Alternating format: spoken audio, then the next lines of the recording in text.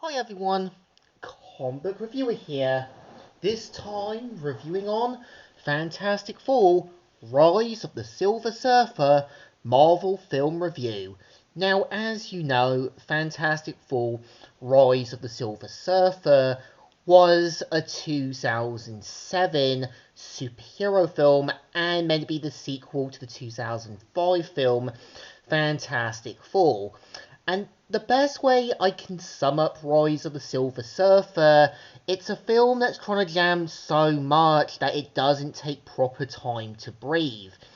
And it's definitely one of those products from the 2007 era where a lot of things were quickly rushed or just kind of there to be kind of like media filler. So the premise of the film is meant to follow Reed as well as Susan, who try desperately to get married, but of course there's going to be some sort of clutch that interferes with their wedding.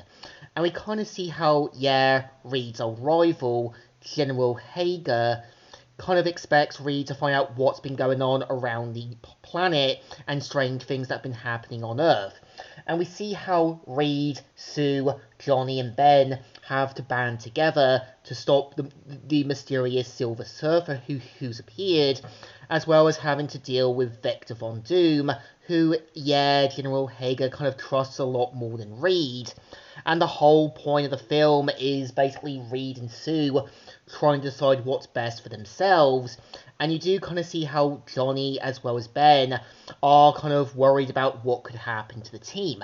I think it's got moments where the film works, and I think there's moments where the film does kind of show how realistic some situations can be.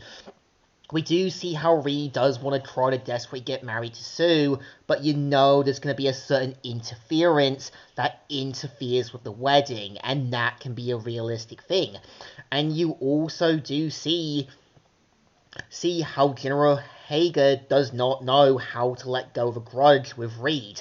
And I think the point of General Hager is meant to be like not only a counterpart to Victor Von Doom, but a warning to what Reed could be if he never learnt to let go of things or moved on.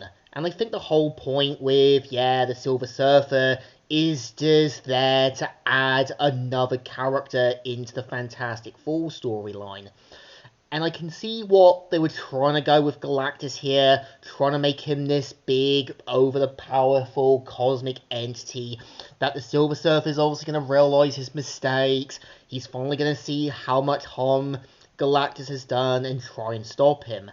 But I can also see where the new Fantastic Four film is trying to make sure not to emulate similar mistakes.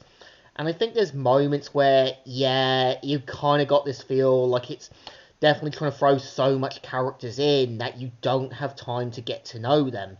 You don't really get time properly with Silver Surfer. Victor Von Doom was not really needed. He's just there to be another foil. And when you kind of got as well as well Frankie, who is obviously meant to be Johnny's love interest, they really just don't know what to do with her character.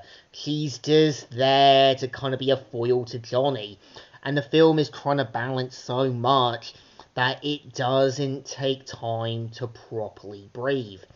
And I think it's kind of a shame because I do think there really was an intention to do more with Fantastic Four. I do want to see where else they could have went. But I know there was meant to be a planned Silver Surfer film that never happened. And I think it's really for the best that it ended here because it's clear Vox were trying to kind of go bigger with the Silver Surfer storyline, just not taking time to properly breathe or have no idea how to work something like this in, as Galactus is a bigger threat. He's like this bigger danger. And of course, it takes more with a other group of superheroes to come together. So I think, in my opinion, Rise of the Silver Surfer silvered off the silver and showed a sense of bronzeness. Not the best, not the greatest film, just there to kind of be 2000 film media filler. So it definitely deserves 2 thumbs in the middles. Kind of alright, but kind of okay. So, Comic Reviewer here, signing out.